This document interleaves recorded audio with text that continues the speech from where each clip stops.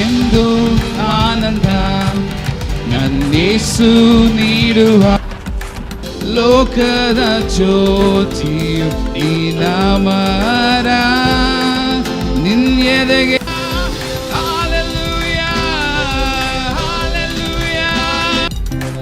ಯೇಸುವೇ ಸ್ತೋತ್ರ, ನಿಮ್ಮನ್ನೇ ಆರಾಧಿಸ್ತೇವೆ.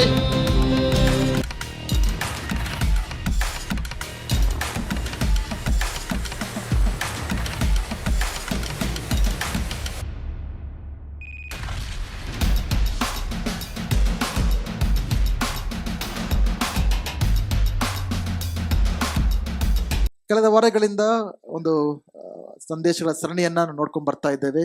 ಅದೇನೆಂದ್ರೆ ಯೇಸು ಸ್ವಾಮಿಯು ಕೆಲವು ವಿಷಯಗಳ ಪ್ರಾಮುಖ್ಯವಾದ ವಿಷಯಗಳ ಬಗ್ಗೆ ಏನು ಹೇಳಿದ್ರು ಎಂಬುದಾಗಿ ಅನೇಕ ವಿಷಯಗಳ ಬಗ್ಗೆ ನಾನು ನಿಮ್ಮ ಮಧ್ಯದಲ್ಲಿ ಹೇಳಕ್ಕೆ ನಾನು ಬಯಸ್ತೇನೆ. ಇವತ್ತು ಈಗ ನಾವು 10ನೇ ವಾರ್ಷಿಕೋತ್ಸವನ ನಮ್ಮ ಸಭೆಯನ್ನು ಕುರಿತು ನಾವು ಆಚರಿಸ್ಕೊಳ್ತಾ ಇದ್ದೇವೆ. ಹೆಚ್ಚಿನ ಸಂತೋಷವಾಗಿದೆ. ದೇವರ 10 ವರ್ಷಗಳು ನಮ್ಮನ್ನ ಈ ರೀತಿಯಾಗಿ ನಡೆಸಿದ್ದಾರೆ ಎಂಬುದಾಗಿ. ಕಳೆದ ಭಾನುವಾರ ನಾನು ಸಂದೇಶ ನೀಡೋದಿಲ್ಲ, ಗೆಸ್ಟ್ ಸ್ಪೀಕರ್ಸ್ ಇರ್ತಾರೆ. ಬಟ್ ಸಭೆಗೆ ಸಂಬಂಧಪಟ್ಟಂತ ಕೆಲವು ವಿಷಯಗಳನ್ನ ಇವತ್ತು ಹೇಳಕ್ಕೆ ನಾನು ಬಯಸಕ್ಕೆ ಇಷ್ಟಪಡುವಾತನಾಗಿದ್ದೇನೆ. ಯೇಸು ಸ್ವಾಮಿಯು ಸಭೆ ಬಗ್ಗೆ ಏನ್ ಹೇಳಿದ್ರು? ಸಭೆ ಅನ್ನೋದು ಯಾರು ಕಂಡುಹಿಡಿದ್ರು? ಅದು ಬಿಷಪ್ಪ, ಅದು ಪಾಸ್ಟ್ರ? ಯಾರು ಈ ಸಭೆಯನ್ನ ಕಂಡುಹಿಡಿದಿದ್ದು? ಯಾರು? ಹೊಸ ಒಡಂಬಡಿಕೆಯಲ್ಲಿ ಸಭೆಯನ್ನ ಮೊಟ್ಟ ಮೊದಲನೇಯಾಗಿ ಸಭೆಯನ್ನ ಪದವನ್ನ, ಚರ್ಚ್ ಅನ್ನೋ ಪದವನ್ನು ಉಪಯೋಗಿಸಿದ್ದು ಯಾರು? ಯಜಮಾನ ಮದುವೆ ಆಗಿದೆ ಇಲ್ಲಿ ಎಲ್ಲ ಕೈಗಳೈತಿ. ಓಕೆ, ಯಾಕೆ ನಾಚಿಕೆ ಪಡ್ತಾ ಇದ್ದೀರಾ? ಎಷ್ಟು ವರ್ಷ ಆಯ್ತು ಮದುವೆ ಆಗಿ? ಈಗ ಮದುವೆ ಆಗಿನ ಕೈದಾಗ ನಾಚಿಕೆ ಪಡ್ತಾ ಇದ್ದೀರಾ? ಮದುವೆ ಅನ್ನೋ ಒಂದು ಸಂಬಂಧವನ್ನು ಸ್ಥಾಪಿಸಿದ್ದ ಯಾರು? ನಾವು ಕಂಡುಹಿಡಿದ್ವ? ಮನುಷ್ಯರು ಕಂಡುಹಿಡಿದ್ರ ಮದುವೆ ಅನ್ನೋ ಕಾನ್ಸೆಪ್ಟ್? ಒಂದು ವೇಳೆ ದೇವರು ಮದುವೆ ಅನ್ನೋ ಸಂಬಂಧ ಸ್ಥಾಪಿಸ್ತಾ ಹೋದ್ರೆ ನಮಗೂ ಪ್ರಾಣಿಗಳಿಗೂ ಯಾವ್ದು ವ್ಯತ್ಯಾಸ ಇರ್ತಾ ಇರ್ಲಿಲ್ಲ. ಬಟ್ ಮದುವೆ ಅನ್ನೋದನ್ನ ದೇವರು ಸ್ಥಾಪಿಸಿ ಆ ಒಂದು ಪರಿಶುದ್ಧವಾದ ಒಂದು ಒಡಂಬಡಿಕೆಯನ್ನ ದೇವರು ಸ್ಥಾಪನೆ ಮಾಡಿದ್ರು. ಒಂದು ಆಳವಾದ ಸಂಬಂಧವನ್ನ ದೇವರ ಮಟ್ಟಿಗೆ ಸ್ಥಾಪಿಸಿದ್ರು. ಅದಕ್ಕೆ ಸಾವಿರಾರು ವರ್ಷಗಳಾದ್ರೂ ಕೂಡ ಪ್ರಪಂಚದ ಎಲ್ಲಾ ಕಡೆ ಅವರ ಅನಿಸಿಕೆಗಳೇನೇ ಇರಲಿ, ಅವರ ಭಾವನೆಗಳೇನೇ ಇರಲಿ, ಕೆಲವು ಒಪ್ಕೊಳ್ದೇ ಇರ್ಬೋದು, ಅದು ಸಾಕಷ್ಟು ಜನ, ಬಹಳಷ್ಟು ಜನ ಮದುವೆಯನ್ನ ಗೌರವಿಸ್ತಾರೆ. ಹಲ್ಲೆಲೂಯಾ. ಮದುವೆಯಲ್ಲಿ ಇರತಕ್ಕಂಥ ಸಂತೋಷ, ಸಮಾಧಾನ, ದೇವರು ಹೇಳಿದ ಹಾಗೆ ಒಂದು ಫೋನ್ ತೊಗೊಂಡ್ರು ಕೂಡ, ನಿಮ್ಮ ಮನೇಲಿ ಒಂದು ಮಿಕ್ಸಿ ತೊಗೊಂಡ್ರು ಕೂಡ, ಏನೇ ತೊಗೊಂಡ್ರು ಕೂಡ ಅದನ್ನ ಯಾವ ರೀತಿ ಬಳಸಬೇಕೋ ಆ ರೀತಿಯಾಗಿ ಬಳಸಿದ್ರೆ ಅದು ಆಶೀರ್ವಾದವಾಗಿರುತ್ತೆ. ಹೌದಾ ಅಲ್ವಾ? ನಿಮ್ಮ ಇಷ್ಟ ಬಂದಂಗೆ ಅದನ್ನ ಉಪಯೋಗಿಸ್ಕೊಂಡ್ರೆ ಕೆಟ್ಟೋಗುತ್ತೆ. ಅನೇಕರ ಜೀವನ ಮದುವೆ ಕೆಟ್ಟೋಗೋದ ಕಾರಣ ಏನು? ಯಾಕಾದ್ರೂ ಈ ಮದುವೆನ ದೇವ್ರು ಮಾಡಿದ್ರು ಅಂತ ಅಲ್ಲದಲ್ಲ. ದೇವರು ಮದುವೆನ ಯಾವ ರೀತಿ ಮಾಡ್ಬೇಕಂತ ನಮಗೆ ಹೇಳಿದ್ರು, ಅದು ನಾವು ಮಾಡಿಲ್ಲ. ಅದಕ್ಕೆ ಅದರಲ್ಲಿ ಅನಾಹುತಗಳನ್ನು ನಾವು ಅನುಭವಿಸ್ತೇವೆ. ಮದುವೆ ಬಗ್ಗೆ ಯಾಕೆ ಹೇಳ್ತಾರೆ ಗೊತ್ತಿಲ್ಲ, ಅದು ನನ್ನ ಟಾಪಿಕ್ ಅಲ್ಲ. ನನ್ನ ಟಾಪಿಕ್ಕು ಸಭೆ. ಸಭೆ ಅನ್ನೋದು ಕೂಡ ಮದುವೆಗೂ ಸಭೆಗೂ ತುಂಬಾ ಕನೆಕ್ಷನ್ ಇದೆ. ಸಭೆ ಅಂದ್ರೆ ಏನು? ನಮ್ಮ ಮೊದಲ್ಗಿತ್ತಿ, ನಮ್ಮ ಮೊದಲಿಂಗನ ಯಾರು? ಯೇಸು ಕ್ರಿಸ್ತನು. ನಮ್ಮ ಮದುವೆಯ ಜೀವನ ದೇವರಿಗೂ ನಮಗಿರೋ ಸಂಬಂಧವನ್ನು ಪ್ರತಿಬಿಂಬಿಸ್ಬೇಕಾಗಿದೆ. ಹಲ್ಲೆಲೂಯಾ. ಸೊ ಇವತ್ತು ಯೇಸು ಸ್ವಾಮಿಯು ಸಭೆ ಅಂದ್ರೆ ಏನು? ಅನೇಕರು ಸಭೆಗೆ ಬರ್ತಾ ಇದ್ದೇವೆ, ಆದ್ರೆ ಯಾಕೆ ಬರ್ತಾ ಇದೆ ಅನ್ನೋದನ್ನ ನನಗೆ ಗೊತ್ತಿಲ್ಲ. ನಿಮಗ್ ಗೊತ್ತು ಯಾಕೆ ಬರ್ತಾ ಇದ್ದೀರಾ ಅಂತ. ನಾನು ಯಾಕೆ ಬರ್ತಾ ಇದ್ದೀನಿ ಅಂತ ನನಗ್ ಗೊತ್ತು. ನೀವ್ಯಾಕೆ ಬರ್ತಾ ಇರೋದು ನಿಮಗ್ ಗೊತ್ತು. ಸಭೆ ಅಂದ್ರೆ ಏನು ಎಂಬುದಾಗಿ ನೀವೇನು ಅರ್ಥ ಮಾಡ್ಕೊಂಡಿದ್ರೆ ನನಗ್ ಗೊತ್ತಿಲ್ಲ. ಬಟ್ ನಾವು ಯಾವಾಗ ಸಭೆ ಅಂದ್ರೆ ಏನು, ಚರ್ಚ್ ಅಂದ್ರೆ ಏನು, ಅದ್ರ ಬಗ್ಗೆ ಯೇಸು ಸ್ವಾಮಿ ಏನ್ ಹೇಳಿದ್ರು? ಯಾಕಂದ್ರೆ ಹೊಸ ಒಡಂಬಡಿಕೆಯಲ್ಲಿ ಚರ್ಚ್ ಅನ್ನೋ ಪದ, ಸಭೆ ಅನ್ನೋ ಪದ ಉಪಯೋಗಿಸಿದ ಯಾರು? ಯೇಸು ಸ್ವಾಮಿ. 4 ಸುವಾರ್ತೆಗಳಿದೆ ನಮಗೆ. ಮತ್ತನ ಬರೆದ ಸುವಾರ್ತೆ, ಮಾರ್ಕನ ಬರೆದ ಸುವಾರ್ತೆ, ಯೋಹನ ಬರೆದ ಸುವಾರ್ತೆ, ಲೂಕನು ಬರೆದ ಸುವಾರ್ತೆ. ಕರೆಕ್ಟ್? 4 ಸುವಾರ್ತೆಗಳಲ್ಲಿ 2 ಸಾರಿ ಮಾತ್ರ ಚರ್ಚ್ ಅನ್ನೋ ಪದವನ್ನ ಉಪಯೋಗಿಸಲ್ಪಟ್ಟಿದೆ. ಆ 2 ಕೂಡ ಉಪಯೋಗಿಸಿರೋದು ಯಾರು ಕೂಡ? 2 ಸಾರಿ ಉಪಯೋಗಿಸಿರೋದು ಯಾರು ಗೊತ್ತಾ? ಯೇಸು ಸ್ವಾಮಿಗಿದ್ದಾರೆ. ಸೊ ಕೆಲವರು ನೀವು ಜಸ್ಟ್ ರ್ಯಾಂಡಮ್ ಆಗಿ ಚರ್ಚ್ ಅಂದ್ರೆ ಏನು ಅಂತ ಕೇಳಿದ್ರೆ ಜನರು ಏನಂತಾರೆ ಚರ್ಚ್ ಬಗ್ಗೆ? ಮೊದಲನೇದ್ರ ಮೈಂಡಿಗೆ ಬರೋದು ಅದೊಂದು ಬಿಲ್ಡಿಂಗ್. ಅದು ಎಷ್ಟು ಜನ ಚರ್ಚಿಗೆ ಬಂದಿರಿದ್ದೀರ ಅವತ್ತು? ಯಾರು ಚರ್ಚಿಗೆ ಬಂದಿಲ್ವಾ? ಎಲ್ಲಿ ಬಂದಿದ್ದೀರಾ ನೀವು? ನೀವು ಚರ್ಚಿಗೆ ಬಂದಿಲ್ಲ, ಚರ್ಚ್ ಇಲ್ಲಿಗೆ ಬಂದಿದೆ ಅಷ್ಟೇ. ಎರಡಕ್ಕೂ ವ್ಯತ್ಯಾಸ ಇದೆ. ನೀವೆಲ್ಲರೂ ಕೂಡ ಚರ್ಚ್ಗೆ ಬಂದಿಲ್ಲ, ನೀವೆಲ್ಲ ಇಲ್ಲದೆ ಹೋದ್ರೆ ಇದೇನಿದು, ಈ ಬಿಲ್ಡಿಂಗು ಪಕ್ಕದ ಬಿಲ್ಡಿಂಗು ಡಿಫ್ರೆನ್ಸ್ ಏನು? ಬಟ್ ಇದನ್ನ ಸಭೆ ಅಂತ ಯಾವಾಗ ಕರೀತಾರೆ? ಸಭೆ ಒಟ್ಟಾಗಿ ಸೇರಿ ಬಂದಾಗ.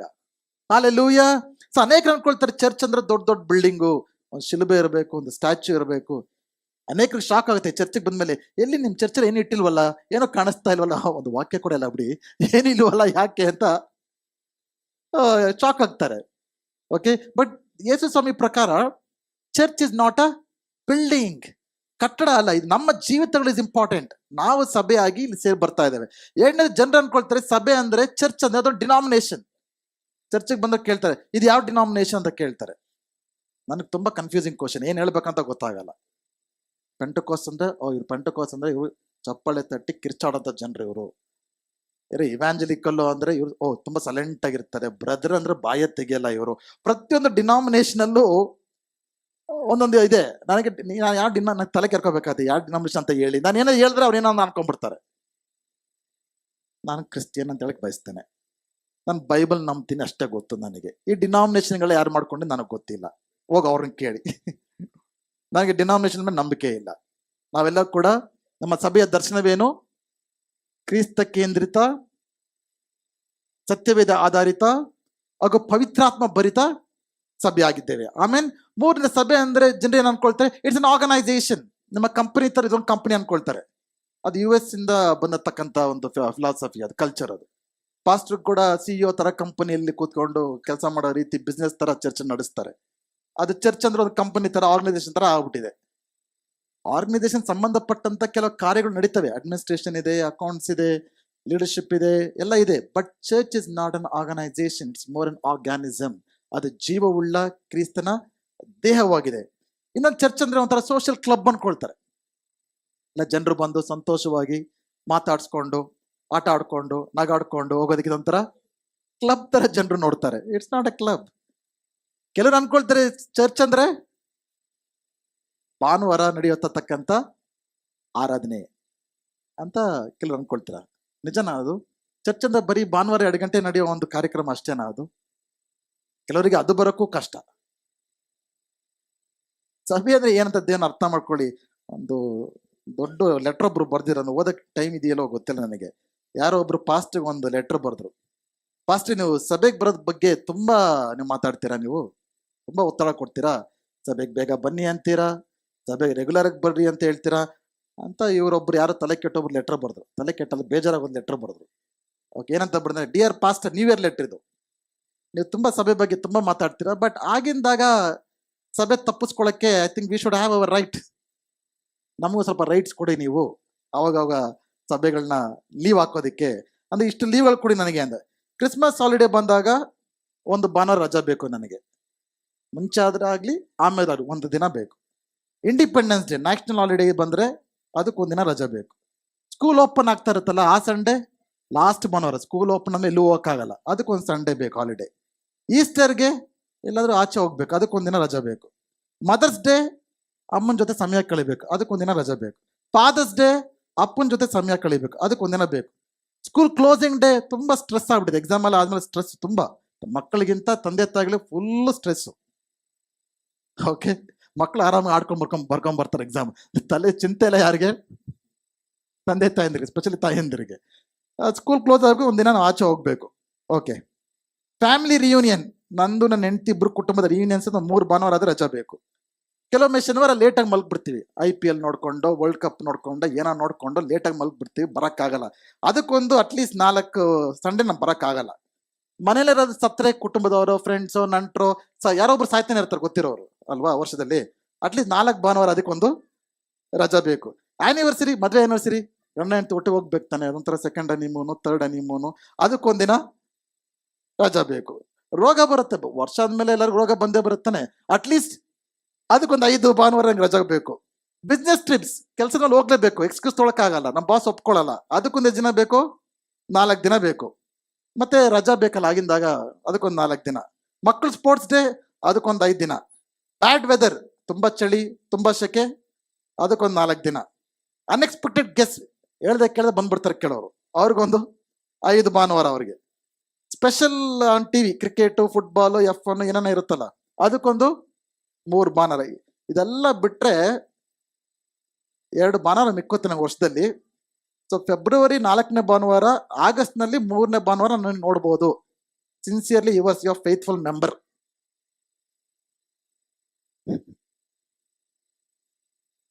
ನೀವ್ಯಾರು ಬರ್ದಿಲ್ಲ ತಾನೆ ಲೆಟರ್ನ? It's okay, understandable. ಪ್ರತಿಯೊಬ್ಬರಿಗೂ ಕೂಡ ಏನೋ ಒಂದು ಬಹಳ ಅವಶ್ಯಕವಾದ ಕಾರಣ ಇದ್ರೆ 1-2 ಓಕೆ. ಬಟ್ ಇದು ದೇವರ ಒಂದು ಮನೆ ಆಗಿರೋದ್ರಿಂದ, ವಾರದ ಮೊದಲನೇ ದಿನ ಆಗಿರೋದ್ರಿಂದ, ಯೇಸು ಸ್ವಾಮಿಯು ಪುನರುತ್ಥಾನ ಒಂದು ದಿನದಿಂದ ನಾವು ದೇವರನ್ನ ಗೌರವಿಸೋದ್ರಲ್ಲಿ ನಾವೆಲ್ಲ ಕೂಡ ಮುಂದಾಗಬೇಕಾಗಿದೆ. ಹಲ್ಲೆಲೂಯಾ. ಇದು ಕ್ರಿಸ್ತನ ದೇಹ. ಸಭೆ ಅನ್ನೋದು ಬಿಲ್ಡಿಂಗ್ ಅಲ್ಲ, ಆರ್ಗನೈಸೇಷನ್ ಅಲ್ಲ. ನೀವು ನನ್ನನ್ನು ಮೆಚ್ಚೋದಕ್ಕೆ ಬರ್ತಾ ಇಲ್ಲ, ನಿಮ್ಮನ್ನು ಮೆಚ್ಚೋದಕ್ಕೆ ಬರ್ತಾ ಇಲ್ಲ, ಯಾರನ್ನ ಮೆಚ್ಚೋದಕ್ಕೆ ಬರ್ತಾ ಇಲ್ಲ. ನಮಗಾಗಿ ಜೀವವನ್ನ ಕೊಟ್ಟಂತ, ಪ್ರಾಣವನ್ನು ಕೊಟ್ಟಂತ ಯೇಸು ಸ್ವಾಮಿಯನ್ನ ನಾವು ಆರಾಧನೆ ಮಾಡೋದಕ್ಕೆ ಈ ಸ್ಥಳಕ್ಕೆ ನಾವು ಬರ್ತಾ ಇದ್ದೇವೆ. ಹಲ್ಲೆಲೂಯಾ. ಆಕ್ಚುಲಿ ಅದರಿಂದ ಆಶೀರ್ವಾದ ಯಾರಿಗೆ? ಸಭೆಗೆ ಬರೋದ್ರಿಂದ ಯಾರಿಗೆ? ಪಾಸ್ಟರ್ಗ? ದೇವ್ರಿಗ? ಯಾರಿಗ ಆಶೀರ್ವಾದ? ನಿಮ್ಮ ಆಶೀರ್ವಾದ. ನೀವು ಸಭೆಗೆ ಬರ್ದೇ ಹೋದ್ರೆ ಆ ದಿನ ದೇವರು ನಿಮಗೆ ಆಶೀರ್ವಾದಗಳನ್ನ ನೀವೇ ಕಳ್ಕೊಳ್ತಾ ಇದ್ದೀರ. ಆ ದಿನ ದೇವ್ರ ಮಟ್ಟಿಗೆ ಮಾತನಾಡಬೇಕಾದ್ರೆ ಮಾತುಗಳನ್ನ ಕಳ್ಕೊಳ್ತೀರ. ಯಾರಿಗ್ ಗೊತ್ತು? This can be your last Sunday. ಎದುರಿಸ್ತಾ ಇಲ್ಲ ನಾನು. ಯಾರಿಗ್ ಗೊತ್ತು? ಸುಮಾರು ಜನಕ್ಕೆ ದೇವ್ರ ಮೇಲೂ ಭಯ ಇಲ್ಲ, ಜನರ ಮೇಲೂ ಭಯ ಇಲ್ಲ, ತಮ್ಮ ಪ್ರಾಣದ ಮೇಲೂ ಭಯ ಇಲ್ಲ. ಹೋದ್ಮೇಲೆ ಗೊತ್ತಾಗತ್ತೆ ಏನ್ ಪ್ರಯೋಜನ ಅವಾಗ. ಇದ್ದಾಗ ಅದಕ್ಕೆ ದೇವ್ರ ವಾಕ್ಯ ಹೇಳ್ತದೆ, ಶ್ವಾಸವಿರುವುದೆಲ್ಲವೂ ಕೂಡ ದೇವರನ್ನ ಸ್ತುತಿಸಲಿ. Let everything that has breath praise the lord. ಶ್ವಾಸವಿರುವುದೆಲ್ಲವೂ ಕೂಡ. ನಿಮಗೆ ಶ್ವಾಸವಿದ್ದಾಗ, ಶ್ವಾಸ ಹೋದ್ಮೇಲೆ ಏನು ಮಾಡಕ್ಕಾಗಲ್ಲ. ಶ್ವಾಸವಿದ್ದಾಗ ನಾವು ದೇವರನ್ನ ಸ್ತುತಿಸೋದಕ್ಕೆ ನಾವು ಕರೆಯಲ್ಪಟ್ಟಿದ್ದೇವೆ. ಯೇಸು ಸ್ವಾಮಿಯು ಸಭೆ ಬಗ್ಗೆ ಏನ್ ಹೇಳಿದಂತ ನೋಡೋಣ. ಮತ್ತೊಂದು ಸುವಾರ್ತೆ 16ನೇ ಅಧ್ಯಾಯ 13-19. ಯೇಸು ಫಿಲಿಪ್ಪಿನ ಕೈಸರಿಯ ಎಂಬ ಪಟ್ಟಣದ ಪ್ರಾಂತ್ಯಕ್ಕೆ ಬಂದಾಗ, ಜನರು ಮನುಷ್ಯಕುಮಾರನಾದ ನನ್ನನ್ನು ಯಾರೆಂದು ಹೇಳುತ್ತಾರೆ ಎಂದು ತನ್ನ ಶಿಷ್ಯರನ್ನು ಕೇಳಿದನು. ಅವರು, ನಿನ್ನನ್ನು ಕೆಲವರು ಸ್ನಾನಿಕನಾದ ಯೋಹಾನನು ಅನ್ನುತ್ತಾರೆ, ಕೆಲವರು ಎಲಿಯನು ಅನ್ನುತ್ತಾರೆ, ಮತ್ತು ಬೇರೆಯವರು ಯೆರೆಮೀಯನು, ಇಲ್ಲವೇ ಪ್ರವಾದಿಗಳಲ್ಲಿ ಒಬ್ಬನು ಅನ್ನುತ್ತಾರೆ ಎಂದು ಹೇಳಿದರು. ಆತನು ಅವರನ್ನು, ಆದರೆ ನೀವು ನನ್ನನ್ನು ಯಾರೆನ್ನುತ್ತೀರಿ ಎಂದು ಕೇಳಿದನು.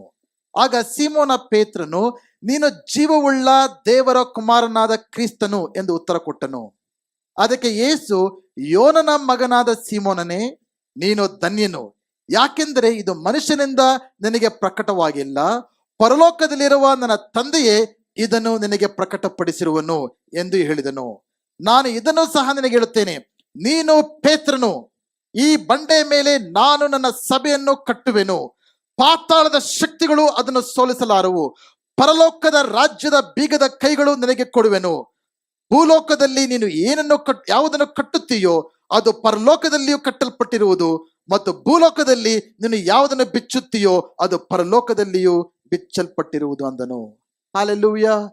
ಮೊದಲನೇದಾಗಿ ಇಲ್ಲಿ ಯೇಸು ಸ್ವಾಮಿ ಉಪಯೋಗಿಸಿರತಕ್ಕಂಥ ಪದ, ಪೇತ್ರನು ಯಾವಾಗ ಯೇಸುವೆ ನೀನೇ ಜೀವಕುಮಾರನಾದ ಮಗನೆಂಬುದಾಗಿ ಆತ ಅರಿಕೆ ಮಾಡಿದಾಗ, ಯೇಸುವೆ ಪೇತ್ರನು ನೋಡಿ ಹೇಳ್ತಾ ಇದ್ದಾರೆ, ನೀನು ಪೇತ್ರನ್, ಯು ಆರ್ ಪೀಟರ್.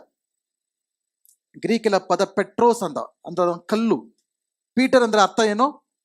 ಕಲ್ಲು. ಈ ಬಂಡೆಯ ಮೇಲೆ, ಅದಕ್ಕೆ ಪೆಟ್ರೋಸ್ ಅಂತ ಗ್ರೀಕಲ್ ಪದ.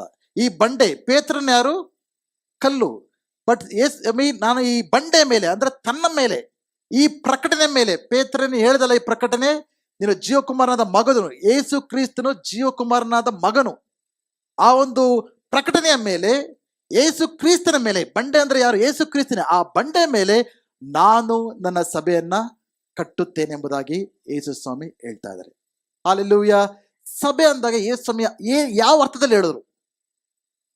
ಒಂದು ಬಿಲ್ಡಿಂಗ್ ಕಟ್ತೀನಿ ಅಂತ ಹೇಳಿದ್ರ? ಒಂದು ಆರ್ಗನೈಸೇಷನ್ ಕಟ್ತೀನಿ ಅಂತ ಹೇಳಿದ್ರ? ಒಂದು ಡಿನಾಮಿನೇಷನ್ ಮಾಡ್ತೀನಿ ಅಂತ ಹೇಳಿದ್ರ? ಯೇಸು ಸ್ವಾಮಿ ಯಾವ ಅರ್ಥದಲ್ಲಿ ಹೇಳಿದ್ರು? ನಾನು ನನ್ನ ಸಭೆಯನ್ನ ಕಟ್ತೀನಿ ಅಂದ್ರೆ ಯೇಸು ಸ್ವಾಮಿಯಲ್ಲಿ ಮನಸ್ಸಲ್ಲಿದ್ದಂತ ಅರ್ಥ ಏನು? ಅದಕ್ಕೆ ಸ್ವಲ್ಪ ಆ ದಿನಗಳ ಪದಗಳ ಅರ್ಥವನ್ನ ನೋಡ್ಬೇಕಾಗತ್ತೆ.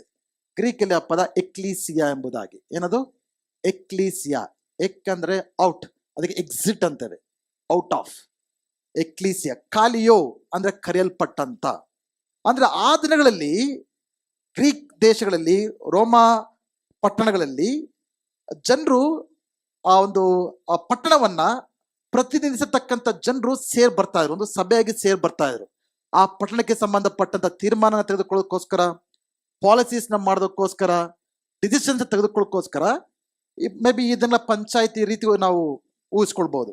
ಕೆಲವು ಏನ್ ಮಾಡ್ತಾರೆ, ಒಂದು ಹಳ್ಳಿಯ ಒಂದು ಬೆಳವಣಿಗೆಗೋಸ್ಕರ, ಅಭಿವೃದ್ಧಿಗೋಸ್ಕರ, ಸಮಸ್ಯೆಗಳನ್ನ ಬಗೆಹರಿಸೋಕ್ಕೋಸ್ಕರ ಆ ದಿನಗಳಲ್ಲಿ ಪೊಲೀಸ್ ಸ್ಟೇಷನ್, ಕೋರ್ಟ್ ಎಲ್ಲ ಇಲ್ದಿರತಕ್ಕಂಥ ದಿನದಲ್ಲಿ ಆ ಹಳ್ಳಿಯ ಹಿರಿಯರೆಲ್ಲ ಬಂದು ಬರ್ತಾ ಇದ್ರು. ಹೌದಾ? ಆ ಒಂದಕ್ಕೆ ಯೇಸು ಕಂಪೇರ್ ಮಾಡ್ತಾರೆ. ನಾನು, ನನ್ನ ಸಭೆ ಅಂದ್ರೆ it is a governing body, ಒಂದು ಅಧಿಕಾರವುಳ್ಳ ನೇಮಿಸಲ್ಪಟ್ಟಂತ ಜನರು ಎಂಬುದಾಗಿ. ಅದನ್ನ ಈ ದಿನಗಳೆಲ್ಲ ಎಂಬಸಿಗೆ ಕಂಪೇರ್ ಮಾಡಬಹುದು. ಎಂಬಸಿ ಬಗ್ಗೆ ಗೊತ್ತಾ? ನಮ್ಮ ಭಾರತ ದೇಶದಲ್ಲಿ ಬೇರೆ ಬೇರೆ ಎಂಬಸಿಗಳಿರ್ತವೆ. ಬೇರೆ ದೇಶಕ್ಕೆ ಹೋದಾಗ ಭಾರತದ ಎಂಬಸಿ ಇರುತ್ತೆ. ಫಾರ್ ಎಕ್ಸಾಂಪಲ್, ಇಲ್ಲಿ ಆಸ್ಟ್ರೇಲಿಯಾ ಎಂಬಸಿ ಇರುತ್ತೆ, UK ಎಂಬಸಿ ಇರುತ್ತೆ, US ಎಂಬಸಿ ಇರುತ್ತೆ. ಕೇಳಿದ್ದೀರಾ? ಆ ಎಂಬಸಿ ವೆರಿ ಪವರ್ಫುಲ್ ಒಂದು ಆರ್ಗನೈಸೇಷನ್ ಅದು. ಓಕೆ, ಆ ಎಂಬಸಿ ಈಗ ಭಾರತ ದೇಶದಲ್ಲಿ US ಎಂಬಸಿ ಅಂತ ಇದ್ರೂ ಕೂಡ ಈ ಎಂಬಸಿ ಯಾರನ್ನ ಪ್ರತಿನಿಧಿಸ್ತಾ ಇದೆ? US ದೇಶವನ್ನ ಪ್ರತಿನಿಧಿಸ್ತಾ ಇದೆ. ಅದು ಒಂದು ಅಧಿಕಾರ ಯಾರಿಂದ ಹೊಂದ್ಕೊಂಡಿದೆ? US ಇಂದ. ಇಂಡಿಯಾದಲ್ಲಿರ್ತಕ್ಕಂಥ ಜನರು ಕೂಡ ಅವ್ರನ್ನ ಮುಟ್ಟೋದಕ್ಕೆ ಧೈರ್ಯ ಪಡೋದಿಲ್ಲ. It's a very powerful organisation. ಅವರ ಭಾಷೆ, ಅವರ ಕಲ್ಚರ್, ಅವರ ವ್ಯಾಲ್ಯೂಸ್ ಎಲ್ಲ ಕೂಡ ಭಾರತ ದೇಶಕ್ಕೆ ಸಂಬಂಧಪಟ್ಟಿರೋದಿಲ್ಲ. ಅದು ಯಾವ ದೇಶಕ್ಕೆ ಸಂಬಂಧಪಟ್ಟಿರುತ್ತೆ? US ದೇಶಕ್ಕೆ ಸಂಬಂಧಪಟ್ಟಿರುತ್ತೆ. ಆ ರೀತಿಯಾಗಿ ಇದು ಜಸ್ಟ್ ಎಕ್ಸಾಂಪಲ್ ಕೊಟ್ಟೆ. ಬಟ್ ಒಂದು ಎಂಬಸಿ ಅಂತ ಇದ್ದಾಗ ಅದು ಬೇರೆ ದೇಶದಲ್ಲಿ ಇದ್ರೂ ಕೂಡ ಅದು ಒಂದು ಅಧಿಕಾರವುಳ್ಳ ಒಂದು ಸ್ಥಳವಾಗಿರುತ್ತದೆ. ಅದು ಎಷ್ಟು ಸ್ಥಳ ಅಂದ್ರೆ, ಚೈನಾದಲ್ಲಿ 2012ನೇ ವರ್ಷದಲ್ಲಿ ಒಬ್ಬ ಹ್ಯೂಮನ್ ಆಕ್ಟಿವಿಸ್ಟ್ ಇದ್ದ, ಅಥವಾ ಕುರುಡ ಕೂಡ ಆಗಿದ್ದ. ಆತನ ಹೆಸರು ಚೆನ್ ಗ್ವಾಂಗ್ ಚೆಂಗ್ ಅಂತ. ಆತನು ಚೈನಾ ಒಂದು ಸರ್ಕಾರ ವಿರುದ್ಧವಾಗಿ ಆತನ ಪ್ರತಿಭಟನೆ ಮಾಡ್ತಾ ಇದ್ದ. ಅವ್ರು ನಡೆಸ್ತಾ ಇರತಕ್ಕಂಥ ಫೋರ್ಸ್ಫುಲ್ ಅಬಾರ್ಷನ್ಸ್ ವಿರುದ್ಧವಾಗಿ, ಹ್ಯೂಮನ್ ರೈಟ್ಸ್ ಅಬ್ಯೂಸ್ ವಿರುದ್ಧವಾಗಿ ಈ ಒಬ್ಬ ಕುರುಡ ವ್ಯಕ್ತಿ ಹೋರಾಡ್ತಾ ಇದ್ದ. ಅದಕ್ಕೆ ಚೈನಾ ಗೌರ್ಮೆಂಟ್ ಏನ್ ಮಾಡಿದ್ರು, ಅವನ್ನ ಹೌಸ್ ಅರೆಸ್ಟ್ ಮಾಡಿದ್ರು. ಈ ವ್ಯಕ್ತಿ ಹೇಗೋ ಮಾಡಿ ಚುರುಕುತನ ಉಪಯೋಗಿಸ್ಕೊಂಡು, ಕುರುಡ ಆಗಿದ್ರು ಕೂಡ ಬಹಳ ಚುರುಕುತನದಿಂದ ಆ ಹೌಸ್ ಅರೆಸ್ಟ್ ತಪ್ಪಿಸ್ಕೊಂಡು ಆ ಪಕ್ಕದ ಹಳ್ಳಿಲಿರತಕ್ಕಂಥ US ಎಂಬಸಿ ಒಳಗೆ ಕಾಲಿಟ್ಬಿಡ್ತಾನೆ. US ಎಂಬಸಿ ಒಳಗೆ ಕಾಲಿಡ್ತಿದಂಗೆನೆ ಚೈನಾ ದೇಶದ ಪೊಲೀಸ್ ಆಗ್ಲಿ, ಆರ್ಮಿ ಆಗ್ಲಿ ಈ ವ್ಯಕ್ತಿನ ಮುಟ್ಟಕ್ಕಾಗಿಲ್ಲ. ಆಗ ಎರಡು ದೇಶಗಳ ಮಧ್ಯೆ ನೆಗೋಷಿಯೇಷನ್ ಸ್ಟಾರ್ಟ್ ಆಗುತ್ತೆ. US ದೇಶ ಮತ್ತೆ ಚೈನಾ ದೇಶದ ಬಗ್ಗೆ ಇಬ್ರು ಕೂಡ ಮಾತಾಡ್ಕೊಳ್ತಾರೆ, ಏನ್ ಮಾಡಬೇಕು ಈ ವ್ಯಕ್ತಿ ಬಗ್ಗೆ ಅಂತ. ಒಂದ್ಸತಿ US ಒಳಗ್ ಬಂದ್ಮೇಲೆ, ಎಂಬಸಿ ಒಳಗ್ ಬಂದ್ಮೇಲೆ ಅದರ ಜವಾಬ್ದಾರಿ ಯಾರ್ದು? US ಅವ್ರದ್ದು. ಆ ಎಂಬಸಿ ಇರೋದೆಲ್ಲಿ? ಚೈನಾದಲ್ಲಿ. ಚೈನಾದವ್ರಿಗೆ ಅದ್ರ ಮೇಲೆ ಏನಿಲ್ಲ, ಅಧಿಕಾರ ಇಲ್ಲ. ಇಬ್ರು ಮಾತಾಡ್ಕೊಂಡು ಆಮೇಲೆ ಒಂದು ಕನ್ಕ್ಲೂಷನ್ ಬರ್ತಾರೆ, ಈ ವ್ಯಕ್ತಿನ ನೀವು US ಗೆ ಸಾಗಿಸ್ಬಿಡಿ ಎಂಬುದಾಗಿ. ಸೊ ಯಾಕೆ ಹೇಳ್ತೇನೆ ಅಂದ್ರೆ, when Jesus said I will build my church, ನಾವು ಯಾವ ದೇಶಕ್ಕೆ ಸಂಬಂಧಪಟ್ಟವರು? ಭಾರತ ದೇಶ ನಿಜ, ಇಲ್ಲಿ ನಾವು ಪರಲೋಕ ದೇಶಕ್ಕೆ ಸಂಬಂಧಪಟ್ಟವರು. Hallelujah, we are the citizens of heaven. ನಾವು ಪರಲೋಕಕ್ಕೆ ಸಂಬಂಧಪಟ್ಟಂತವರು. We are the citizens of heaven. ಈ ದೇಶ ನಮ್ಮ ಸ್ವಂತ ಅಲ್ಲ, ಈ ಭೂಮಿ ನಮ್ಮ ಸ್ವಂತವಲ್ಲ.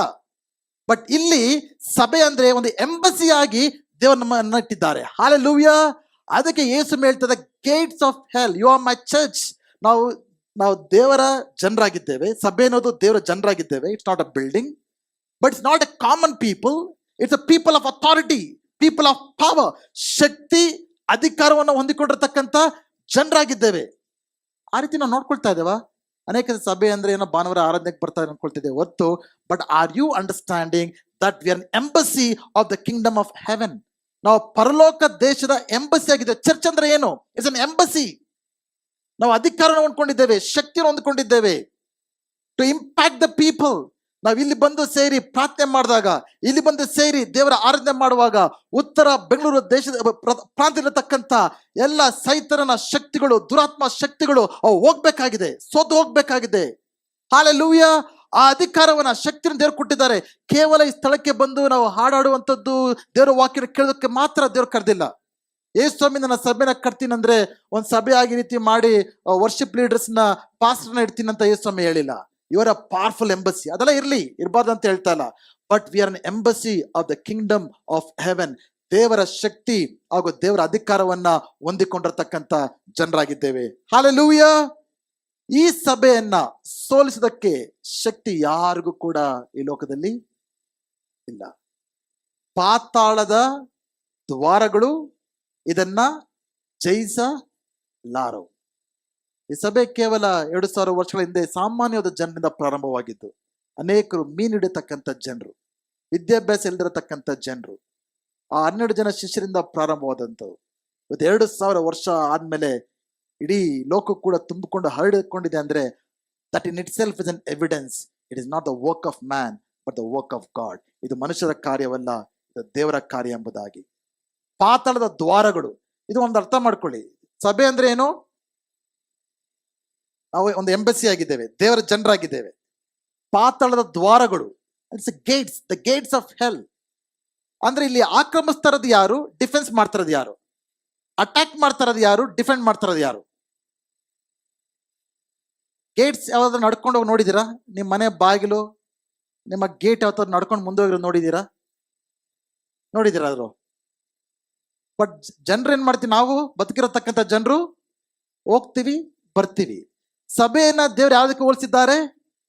ಇಟ್ಸ್ ಅನ್ ಆರ್ಮಿ, ದೇವರ ಸೈನ್ಯ, ಜೀವವುಳ್ಳ ಜನರು.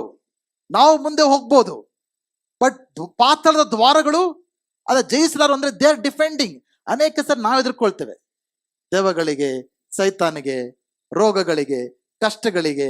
ಯಾರು ಎದುರ್ಕೊಳ್ತಾ ಇದ್ದೀವಿ? ನಾವು ಎದುರ್ಕೊಳ್ತಾ ಇದೀವಿ. But it has no power. ಅವುಗಳಿಗೆ ಶಕ್ತಿ ಇಲ್ಲ.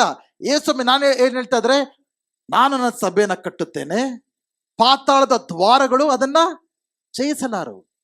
ನಾವು ಯಾವಾಗ ಯೇಸುವಿನ ಅಧಿಕಾರದ ಕೆಳಗೆ ನಾವು ನಡೆಯುತ್ತೇವೋ, ಈ ಲೋಕದ ಯಾವುದೇ ಅಧಿಕಾರವನ್ನು ನಮ್ಮನ್ನು ಮುಟ್ಟೋದಕ್ಕೆ ಶಕ್ತಿ ಇಲ್ಲ. ಹಲ್ಲೆಲೂಯಾ. ಆದ ನ್ಯೂ ಲೈಫ್ ಫೆಲೋಶಿಪ್ ಯಲಹಂಕ ಸಭೆಯಾಗಿ ಈ ಒಂದು ಉತ್ತರ ಬೆಂಗಳೂರಿನ ದೇವರ ಮೇಲೆ ಇಟ್ಟಿರುವಾಗ ನಾವೊಂದು ಸಾಧಾರಣದ ಜನರಾಗಿ ನಮ್ಮನ್ನು ನೋಡಬಾರ್ದು. ಕೇವಲ ಒಂದು ಬಿಲ್ಡಿಂಗ್ಗೆ ಆರಾಧನೆ ಮಾಡಕ್ಕೆ ಬರ್ತಾ ಇದೀವಿ ಅಂತ ಅನ್ಕೋಬಾರ್ದು. ಕೇವಲ ಹಾಡುಗಳ ಹಾಡಿ ದೇವರ ವಾಕ್ಯವನ್ನ ಕೇಳಕ್ಕೆ ಬರ್ತಾ ಇದೆ ಅಂತ ಅನ್ಕೋಬಾರ್ದು. ಆದ್ರೆ ದೇವರು ನಮ್ಮನ್ನು ಉಪಯೋಗಿಸ್ಕೊಂಡು ಯೇಸು ಹೇಳಿ ಪೇತ್ರನಿಗೆ ಏನ್ ಹೇಳಿದ್ರು? ನೀನು ಪೇತ್ರನು, ಈ ಬಂಡೆ ಮೇಲೆ ನನ್ನ ಸಭೆಯನ್ನ ಕಟ್ಟುತ್ತೇನೆ ಎಂಬುದಾಗಿ. ಅಂದ್ರೆ ಯೇಸು ಏನ್ ಹೇಳ್ತಾ ಇದ್ರೆ, ನಾನು ನನ್ನ ಸಭೆಯನ್ನ ಕಟ್ಟುತ್ತೇನೆ, ಆದ್ರೆ ಪೇತ್ರನೇ ನಿನ್ನನ್ನು ನಾನು ಉಪಯೋಗಿಸ್ಕೊಳ್ತೇನೆ. ಹಲ್ಲೆಲೂಯಾ. ಸೊ ಯೇಸು ಸ್ವಾಮಿ ಸಭೆಯನ್ನ ಕಟ್ತಾ ಇದ್ದಾರೆ. ಬಟ್ ಯಾರ ಮುಖಾಂತರ ಕಟ್ತಾ ಇದ್ದಾರೆ? ನಿಮ್ಮ ಮುಖಾಂತರ ಹಾಗೂ ನನ್ನ ಮುಖಾಂತರ ದೇವರ ಸಭೆಯನ್ನ ಕಟ್ತಾ ಇದ್ದಾರೆ. ಸಭೆ ಕಟ್ಟುವಾಗ, ಜನರು ರಕ್ಷಣೆಗೆ ಬರುವಾಗ, ಜನರು ಬಿಡುಗಡೆ ಹೊಂದಿಕೊಳ್ಳುವಾಗ, ಜನರು ಆಶೀರ್ವಾದ ಹೊಂದಿಕೊಳ್ಳುವಾಗ ನಾವು ಈ ದೇಶದಲ್ಲಿ ಬದಲಾವಣೆಯನ್ನ ಕಾಣೋದಕ್ಕೆ ಸಾಧ್ಯ. ನಮ್ಮ ಪಟ್ಟಣದಲ್ಲಿ, ನಮ್ಮ ರಾಜ್ಯದಲ್ಲಿ, ನಮ್ಮ ದೇಶದಲ್ಲಿ ಒಂದು ದೊಡ್ಡ ಬದಲಾವಣೆಯನ್ನ ನೋಡೋದಕ್ಕೆ ಸಾಧ್ಯವಾಗುತ್ತೆ. ಹಲ್ಲೆಲೂಯಾ. ಅನೇಕ ಸಲ ಸಭೆಗೆ ಬರೋದು ಅನ್ಕೊಳ್ತೀವಿ ಒಂದು ಪ್ಲೇಸ್, ಒಂದು ಆರಾಧನೆ ಮಾಡಕ್ ಬರ್ತಾ ಇದೀವಿ, ವಾಕ್ಯ ಕೆಳಗೆ ಬರ್ತಾ ಇದೀವಿ, ಒಂದು ಸ್ಥಳಕ್ಕೆ ಬರ್ತಾ ಇದೀವಿ ಅಂತ ಅನ್ಕೊಳ್ತೇವೆ. But God wants to use you. ದೇವರ ಪೇತ್ರನ ನೋಡಿ ಏನಂತ ಹೇಳಿದ್ರು? ದೇವರ ರಾಜ್ಯದ ಬೀಗದ ಕೈಗಳ ನಿಮಗೆ ಕೊಡ್ತೀನಿ ಅಂತ ಯಾವ್ದಾಗಿ ಪೇತ್ರನಿಗೆ ಹೇಳಿದ್ರು. ಯೇಸುಸ್ವಾಮಿ ನಿಮ್ಮನ್ನೆಲ್ಲ ನೋಡಿ ಹೇಳ್ತಾರೆ, ನಮ್ಮನ್ನು ನೋಡಿ ಹೇಳ್ತಾ ಇದ್ದಾರೆ, I will build my church through you. ನಾನು ನನ್ನ ಸಭೆಯನ್ನ ನಿಮ್ಮ ಮುಖಾಂತರ ಕಟ್ತೇನೆ ಎಂಬುದಾಗಿ. ಅನೇಕರಿಗೆ ಈಗ ಹೇಳ್ತಾ ಇರ್ಬೇಕಂದ್ರೂ ಕೂಡ ಎಷ್ಟು ಜನಕ್ಕೆ ಅರ್ಥ ಆಗ್ತಿದೆ ಕೂಡ ಗೊತ್ತಾಗಲ್ಲ. ನಿಮ್ಮ ಮನಸ್ಸಲ್ಲಿ ಇನ್ನೂ ಏನಿರುತ್ತೆ? ಚರ್ಚ್ ಅಂದ್ರೆ ಒಂದು ಬಿಲ್ಡಿಂಗು, ಚರ್ಚ್ ಅಂದ್ರೆ ಒಂದು ಭಾನುವಾರದ ಆರಾಧನೆ, ಚರ್ಚ್ ಅಂದ್ರೆ ಹೋಗಿ 4 ಹಾಡು ಆಡೋದು, ಚರ್ಚ್ ಅಂದ್ರೆ ಹೋಗಿ ದೇವ್ರ ವಾಕ್ಯ ಕೇಳೋದು, ಅಬ್ಬಬ್ಬಾ ಅಂದ್ರೆ ಮಿನಿಸ್ಟ್ರಿ ಇನ್ವಾಲ್ವ್ ಆಗೋದು, ಅಷ್ಟರಲ್ಲೇ ನೀನು ನೋಡ್ತೀರಾ. ಬಟ್ ದೇವರ ಯೇಸುಸ್ವಾಮಿ ಅರ್ಥದಲ್ಲಿ ಸಭೆ ಅಂದ್ರೆ ಏನು? It's a powerful body of authority. ಅಧಿಕಾರವುಳ್ಳ ದೇವರ ಜನರು. ಒಂದು ಎಂಬಸಿ ಯಾವ ರೀತಿಯಾಗಿ ತನ್ನ ದೇಶದ ಪರವಾಗಿ ನಿಂತುಕೊಂಡು ಮಾತನಾಡುತ್ತೋ, ಆ ಎಂಬಸಿ ಯಾವ ರೀತಿಯಾಗಿ ತನ್ನ ದೇಶದ ಮೌಲ್ಯಗಳನ್ನ, ತನ್ನ ದೇಶದ ಅಜೆಂಡಾಗಳನ್ನ, ತನ್ನ ದೇಶದ ಒಂದು ನಿಯಮಗಳನ್ನ, ತನ್ನ ದೇಶದ ಒಂದು ನಿರ್ಣಯಗಳನ್ನ ಯಾವ ರೀತಿಯಾಗಿ ಪಾಲಿಸುತ್ತೋ, ಈ ಲೋಕದಲ್ಲಿ ಸಭೆಯಾಗಿ ನಾವು ಪರಲೋಕದ ಭಾಷೆಯನ್ನ, ಪರಲೋಕದ ಮೌಲ್ಯಗಳನ್ನ, ಪರಲೋಕದ ತೀರ್ಮಾನಗಳನ್ನ, ನಿರ್ಧಾರಗಳನ್ನ ಈ ಲೋಕದಲ್ಲಿ ನಾವು ನೆರವೇರಿಸಬೇಕಾಗಿದೆ. ಹಲ್ಲೆಲೂಯಾ. ಅದಕ್ಕೆ ಯೇಸು ಹೇಳಿದ್ರು, ಈ ಲೋಕದಲ್ಲಿ ನೀವೇನೇನು ಬಂಧಿಸ್ತೀರೋ ಅದು ಪರಲೋಕದಲ್ಲಿ ಬಂಧಿಸಲ್ಪಟ್ಟಿರುತ್ತೆ, ಈ ಲೋಕದಲ್ಲಿ ನೀವೇನು ಬಿಡುಗಡೆ ಮಾಡ್ತೀರೋ ಅದು ಪರಲೋಕದಲ್ಲಿ ಬಿಡುಗಡೆ ಮಾಡಲ್ಪಟ್ಟಿದೆ ಎಂಬುದಾಗಿ. ಅಂದ್ರೆ ಈ ಲೋಕದಲ್ಲಿ ನಿಮ್ಗೆ ಏನೆಲ್ಲ ನೋಡಕ್ಕೆ ನಿಮ್ಗೆ ಇಷ್ಟ ಆಗ್ತಾ ಇಲ್ವೋ ಅದನ್ನ ಏನ್ ಮಾಡ್ಬೇಕಾಗಿದೆ? ಬಂಧಿಸ್ಬೇಕಾಗಿದೆ.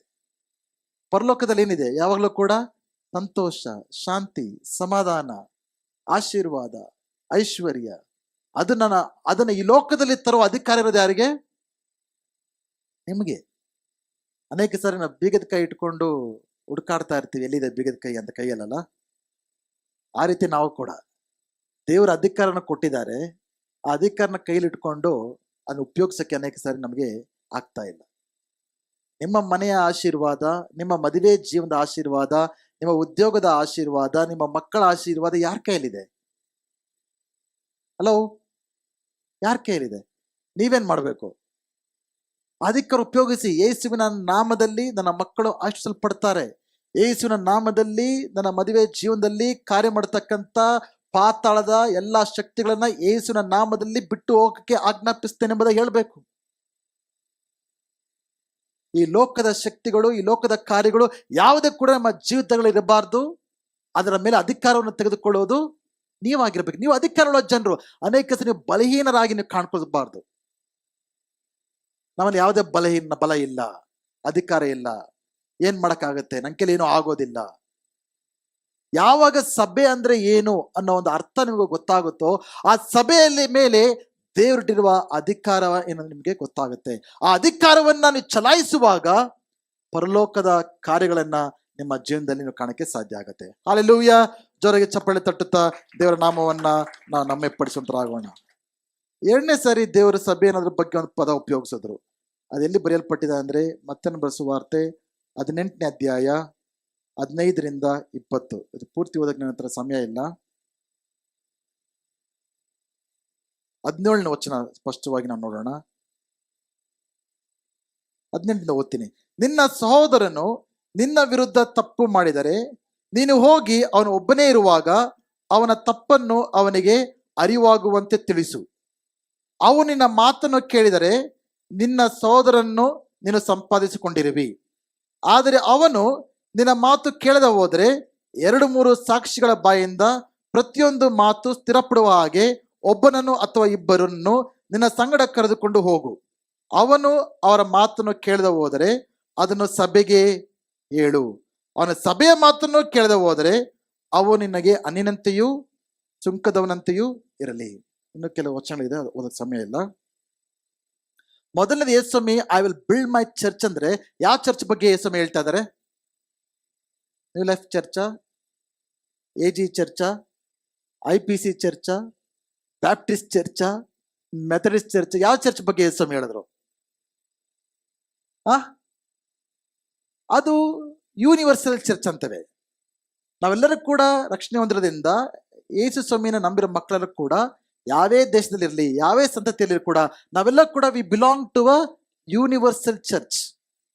ಅರ್ಥ ಆಯ್ತಾ?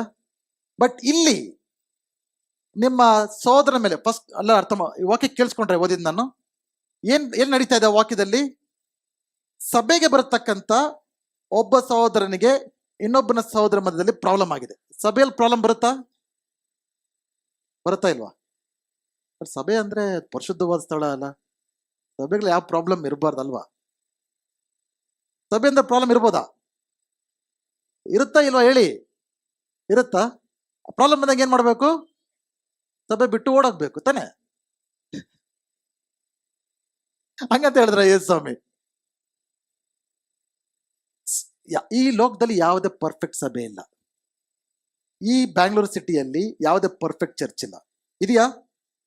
ಇದ್ರೆ ದಯವಿಟ್ಟು ನೀವು ಹೋಗಿ ಸೇರ್ಕೋಬೇಡಿ. ನೀವು ಸೇರ್ಕೊಂಡ್ರೆ ಇಂಪರ್ಫೆಕ್ಟ್ ಆಗ್ಬಿಡುತ್ತೆ.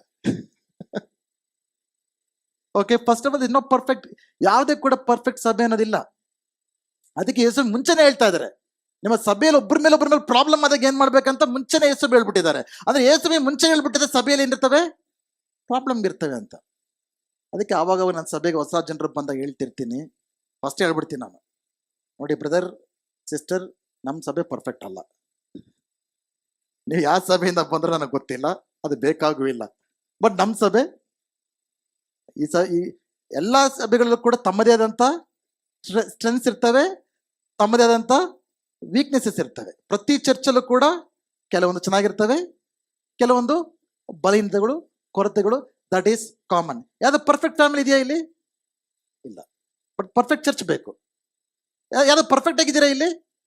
ಆದ್ರೆ ನಿಮ್ಗೇನ್ ಬೇಕು? ಪರ್ಫೆಕ್ಟ್ ಚರ್ಚ್ ಬೇಕು. ಓಕೆ, ಅದಿಲ್ಲ. ಫಸ್ಟ್ ಹೇಳ್ಬಿಡ್ತೀನಿ ನಾನು ಹೇಳ್ತೀನಿ ಈ ಸಭೆ ಪರ್ಫೆಕ್ಟ್ ಅಲ್ಲ. ಇನ್ನೂ ಪಟ್ಟಣದಲ್ಲಿ ಒಳ್ಳೊಳ್ಳೆ ಸಭೆಗಳಿವೆ, ನನಗಿಂತ ಒಳ್ಳೆ ಪಾಸ್ಟರ್ಗಳಿದ್ದಾರೆ, ಒಳ್ಳೆ ಆರಾಧನೆ ಇದೆ, ಒಳ್ಳೆ ವಾಕ್ಯ ಇದೆ. So I admit, I respect all the churches and ministries in the city. But ನಾನು ಹೇಳೋಂಥ ಮಾತು ಒಂದೇ, ಅವರಿಗೆ ದೇವರು ಈ ಸಭೆಗೆ ನಿಮ್ಮನ್ನ ಕರೆದಿದ್ದಾರಾ ಅನ್ನೋದನ್ನ ತೀರ್ಮಾನ ಮಾಡ್ಕೊಳ್ಳಿ. As God called you to be part of this church, ನೀವು ದೇವರು ಈ ಸಭೆಗೆ ನಿಮ್ಮನ್ನ ಕರೆ ತಂದಿದ್ದಾನೆ ಎಂಬುದಾಗಿ ನೀವು ಅರ್ಥ ಮಾಡ್ಕೊಂಡ್ರೆ, ಎಂಜಾಯ್ ದ ಸ್ಟ್ರೆಂತ್ಸ್, ಬೇರ್ ವಿತ್ ದ ವೀಕ್ನೆಸಸ್.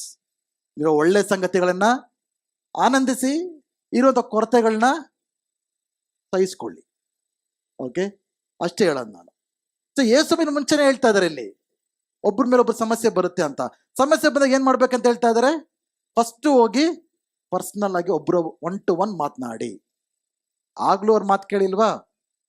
ಇನ್ನೊಂದು ಇಬ್ಬರು ಕರ್ಕೊಂಡು ಹೋಗಿ ಸಭೆಯಿಂದ, ಲೀಡರ್ಸ್ನ ಯಾರಾದ್ರು. ಆಗ್ಲೂ ಅವ್ನ ಮಾತು ಕೇಳಿಲ್ವಾ? ಕೆಲವ್ರು ಇರ್ತಾರೆ ಬಂಡ್ರು, ಪೊಲೀಸ್ ಸ್ಟೇಷನ್ ಕರ್ಕೊಂಡು ಹೋದ್ರು ಅವ್ರ ಮಾತು ಕೇಳಲ್ಲ ಅವರು.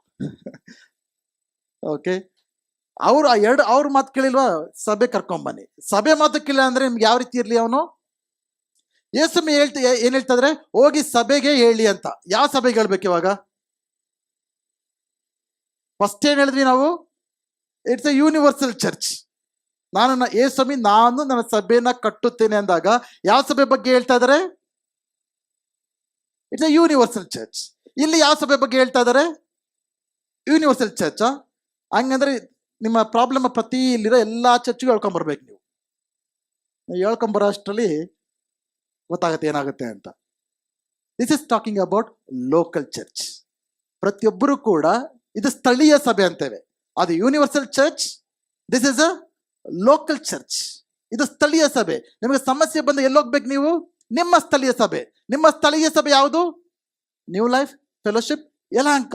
ಇದು ನಮ್ಮ ಸ್ಥಳೀಯ ಸಭೆ. ಈ ಸಭೆಯಲ್ಲಿ ನಮ್ಮ ಸಮಸ್ಯೆಗಳನ್ನು ನಾವು ಬಗೆಹರಿಸ್ಕೊಳ್ಬೇಕಾಗತ್ತೆ. ಯೇಸು ಇನ್ನೊಂದು ಹೇಳಿದ್ರು, I will build my church. ಅಂದ್ರೆ ಬಿಲ್ಡಿಂಗ್ ಕಂಪ್ಲೀಟ್ ಆಗಿದೆಯಾ? ಯೇಸು ಸ್ವಾಮಿ ಕಟ್ತರತಕ್ಕಂಥ ಸಭೆ, I will build my church, ನಾನು ನನ್ನ ಸಭೆ ಕಟ್ಟುತ್ತೇನೆ. ಆ ಕಟ್ಟುವ ಕೆಲಸ ಪೂರ್ತಿಯಾಗಿದೆಯಾ? ಆಗಿಲ್ವಾ? ಅಲ್ಲ ಹೇಳ್ತಾರೆ, ಅರ್ಥ ಆಗಿ ನಿಮ್ಮ ಆಗ್ತದೆಯಾ? ಆಗಿದೆಯಾ ಇಲ್ವಾ? ಎಷ್ಟು ಜನ ಆಗಿದೆ ಅಂತೀರಾ? ಕಂಪ್ಲೀಟ್ ಆಗಿದೆ ಅಂತೀರಾ? ಆಗೋಗ್ಬಿಟ್ಟಿದ್ಯಾ? ಯೇಸು ಸ್ವಾಮಿ ಬರೋರ್ಗೂ ಕೂಡ ಅದು ವರ್ಕು. ಈಗ ಕನ್ಸ್ಟ್ರಕ್ಷನ್ ನಡೆದಿರೋ ಬಿಲ್ಡಿಂಗ್ ಗಳನ್ನ ನೋಡಿದೀರಾ?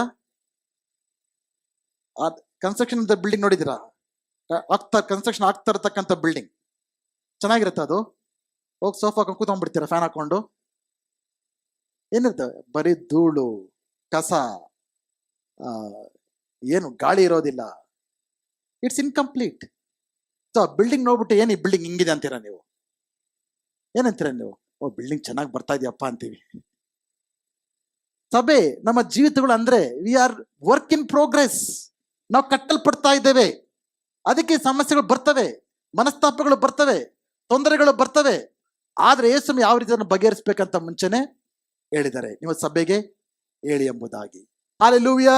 ಸೊ ಇದ್ರ ಪ್ರಕಾರ ನಾವು ಅರ್ಥ ಮಾಡ್ಕೊಳ್ಬೇಕಾಗ್ತಕ್ಕಂಥ ಏನಂದ್ರೆ, church is a covenant community.